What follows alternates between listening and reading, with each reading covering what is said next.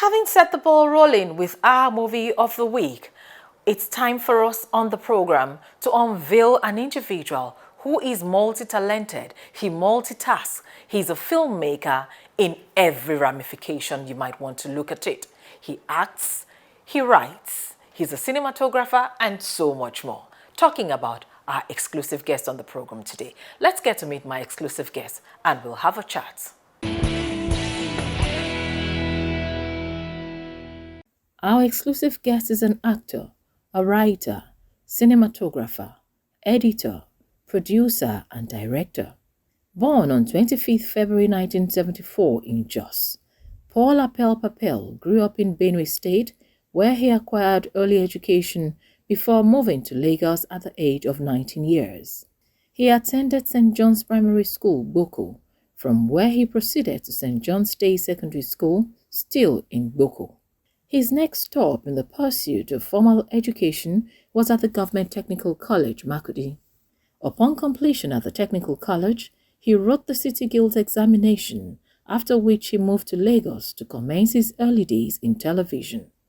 The son of a mother who was a teacher and a thespian father, Paul Papel found a natural calling in the creative industry when in 1998, at the Nigerian Television Authority NTA, he was put to work on the iconic children's program Tales by Moonlight as an actor and production assistant. With the success recorded on Tales by Moonlight, Paul was again cast in another NTA production, this time a drama series titled Winds of Destiny. Apart from his role as an actor, he also worked as a production manager, thus signaling the official commencement of his career in the creative space. He remained at NTA, where he gathered more experience both on and off the camera, till he decided to obtain further education at the Colorado Film School, Denver, USA, where he studied film production. Upon completion of his studies in the United States of America and returned home to Nigeria, he sought further studies at the Nigerian Film Institute in Jos, still in film production.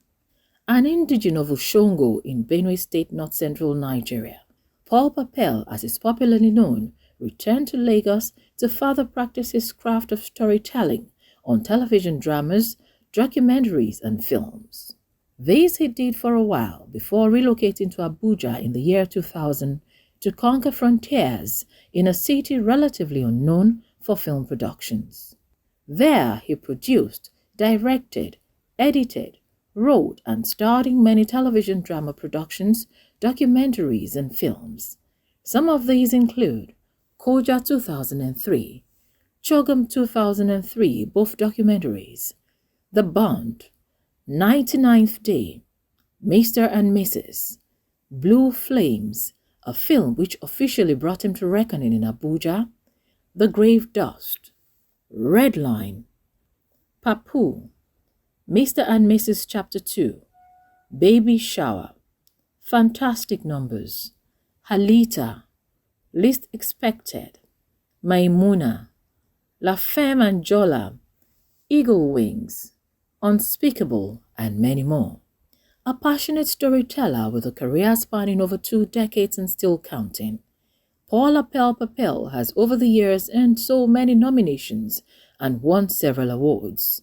A few of such awards are 2013 Elite Entertainment Best Producer and Director of the Year Award, 2014 Africa Magic Viewers' Choice Award AMVCA for Best Sound Editor in a Movie or Television Series, 2014 Zafa Best Production of the Year Award, 2016 Benue Celebrity Award, 2017 Association of Movie Producers Nigeria Best Nollywood Craftsman Award, 2021 4th Kaduna International Film Festival Best Featured Film Award for the movie Eagle Wings, 2021 4th Kaduna International Film Festival Best Director Award, still for the film Eagle Wings, 2021 18th Abuja International Film Festival Audience Choice Award, 2022 Nollywood Travel Film Festival Athens, Greece Best Movie Award, 2022 12th Eco International Film Festival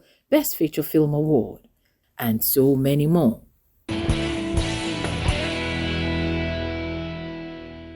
On our exclusive guest segment today, my guest is a man of many parts in the filmmaking industry. Off camera, I was asking him actually, what is he not?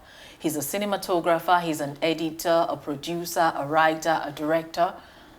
Well, it gives me pleasure to have with us on Nigerian Movies today, Paul Papel Apel. How are you, Paul? I'm fine. It's good to have you on the show with us. Thank you. I know my name is a bit mouthful to call. Yes, it is. It's Paul Apel Papel. And just like I was asking you, you know, off camera, what are you not? Because you seem to be everything in the Nigerian motion picture industry. So yeah. What are you not? Well, I would say I'm not a thief. Okay, that's a good one. Now, looking at your career, I know that you started off in Lagos and then you moved to Abuja. You're actually one of the products of NTA. Exactly. Yes, and then you now moved to Abuja. Like it or not, Lagos has established itself as the home of filmmaking in Nigeria, you know, both locally and internationally. Now, moving to Abuja, first of all, what necessitated the move to Abuja? And then what has the experience operating in this space been like for you? Okay, while I was back in Lagos, this studio was open in Abuja. And as a young person trying to get my hands on quality equipment to work with, this German working in a villa as a security person, they opened up a studio in the Sokoro and he got the right equipment. And a friend of mine from way back who was working in the audio section, it called my attention, and I had no reason to be in Lagos if this kind of equipment is in Abuja that I can lay my hands on and even learn better, because ever since I wanted to make film different or do media differently, and I moved to Abuja and I worked in the studio for some time, and later the man was moving back to his country and wanted to close down. And when it closed down, at this time we were able to put a few things together with a couple of friends of mine who were even working in NTA at the time. And then I started operating a studio in Abuja. And that's how I settled here, got married and remained here. And continue pursuing the idea of making films. Now you're involved in practically every area of filmmaking. And when I look at an individual like you, I wonder, what is it that influences the kind of stories you tell? Since you write, you produce, you direct. So what influences the kind of stories that you decide to tell as a filmmaker? You know, I love family. And so if you look at my own personal films deal so much on family stories where I feel that parents can watch with their kids, stories that mold the whole society. That's the kind of stories I like to tell if I'm making that, because I'm somebody who, though I lost my father I was about 17, but somehow I love family. I like having the whole family together, and I try to create that for myself. And so, if you see how I make stories, how I interpret scenes, I don't do films that you won't be proud to sit down with children and watch. So that's basically my story. But as a director, I'm open to direct any kind of film. So if you look at films I've made for people, you could see I could still interpret how they want it. But the element of that control, that it still shows in the way I tell their own story too. So basically, loving family, developing family has molded the way I tell my own kinds of stories. For you as an individual, in following your career, I know that one of the greatest works that you've done, well, for me, has been Eagle Wings. And that was a major production that required collaboration, working with the state. And when I say the state, I mean the Nigerian Air Force. Looking at that production, looking at the story you told in that particular movie, how easy or otherwise was it for you to tell that story, first of all, and then the collaboration? Okay, so I've been working with the Air Force since 2014, doing productions for them, documentaries, short videos. I've been very close with them. And many times I've been in the front line with them, fighting.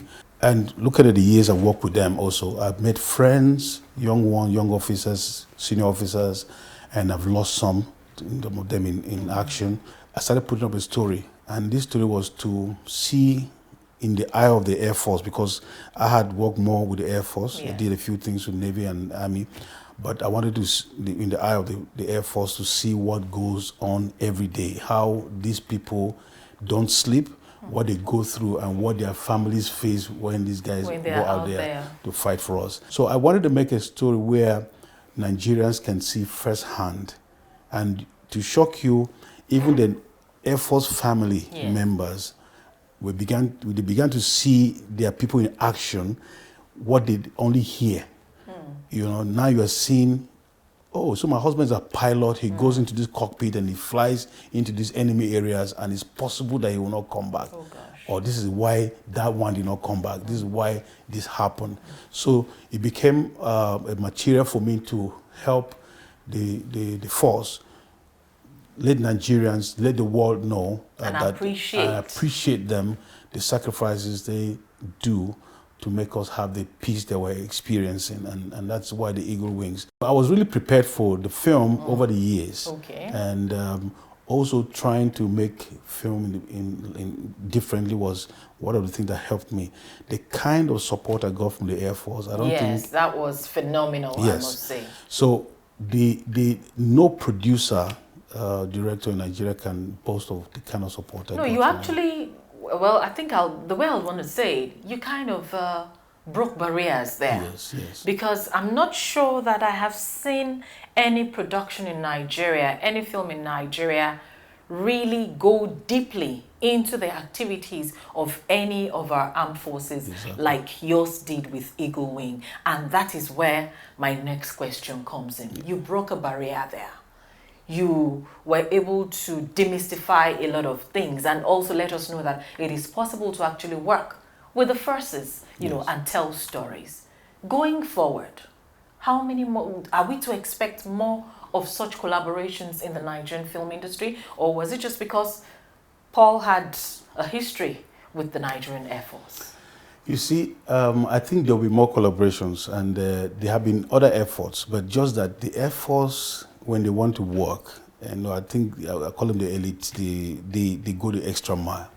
What they did and made it very different is that the Air Force set up a committee Okay. and pulled off senior officers to head the committee and got people from the different departments or different units of the Air Force. We had the pilots, we had the engineers, we had the medical guys. So on every aspect of the team, the film that I wanted, they had somebody heading that department. So when we needed advice, we were given. When we needed it for regiment, so my actors were even trained for some Okay. time for them to be able to, and like Femi was given a gun to hold for a whole day.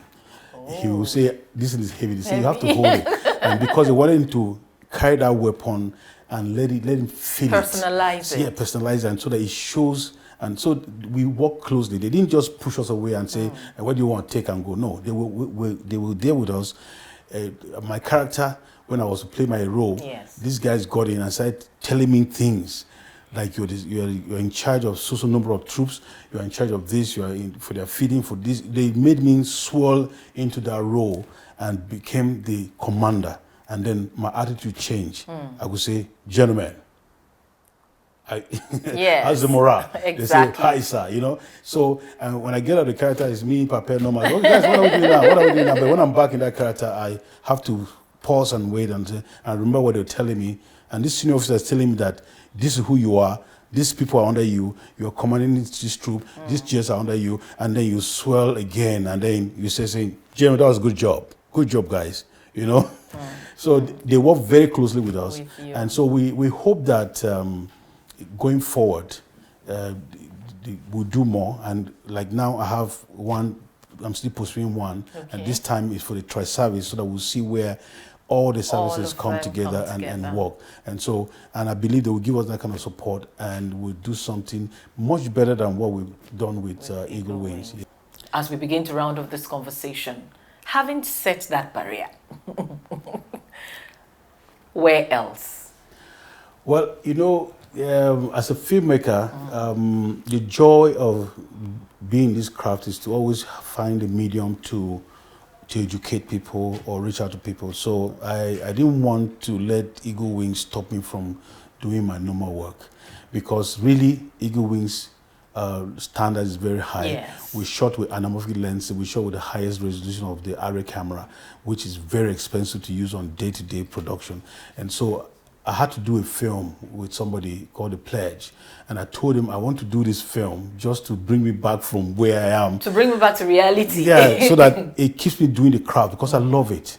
You know, I'm pursuing a very big project, but I don't want to stop myself from making my normal stories and short stories and beautiful stories, because I just want to keep entertaining people as much as possible. Like I said, my films are meant to mold people, so let me not box myself out and be out of it. So I'm open to high, middle, and I'm just out doing my productions and just doing my work as usual and enjoying my life, because this craft for me is a way of life for me. Yes. And what are you working on presently, if you would agree to let the cat out of the bag? It's a big one for the armed forces, and we're looking at what is obtained overseas, because I think security is also to deter people. So Yes. when you see us in full force doing our thing, I think the enemy will also know that we have this. We have it, so we want to show it, you know, to show force, using the film to show force. Yes. So what we have is great, and it's dealing with the problems we're having, and it's good to have a happy ending. We end the insurgency in the film, so that we look forward to it. Yes, Okay, so that you see that it's actually ended, and then you possible see to the benefit end of it being insurgency. ended, even among the community people. So this is what I'm pursuing to do in this next picture, so that you see the damages and everything. But at the end of the day, we will have victory at the end of at last. The people in the communities also say, okay, if we had peace, we will live better. You know, I don't want to hang you and say this like that. No, Yes. you must have an end. And a happy one at that. Happy one at that, yes. Thank you very much, Paul. It's been a pleasure speaking with you. And, well, we're keeping our fingers crossed. We're watching out. Yes. And I'm sure that, you know, when some of these things are probably the teasers, the behind the scenes, you'll, you know, oblige us with some of them. Sure. Thank you very much. Thank you for having me. Thank you. I have been speaking with a man who is an all-rounder in the Nigerian film industry, because he's an actor, he's a producer, a writer, a cinematographer, everything. Paul Apel Papel. Yes, and well, I've had quite a good time speaking with him and actually understanding where we're coming from and where we ought to be in the Nigerian motion picture industry. Don't go away, because there's still so much more coming your way as we bring you some interesting movies that we've set aside for your viewing pleasure, all on Nigerian Movies Today. We'll be right back.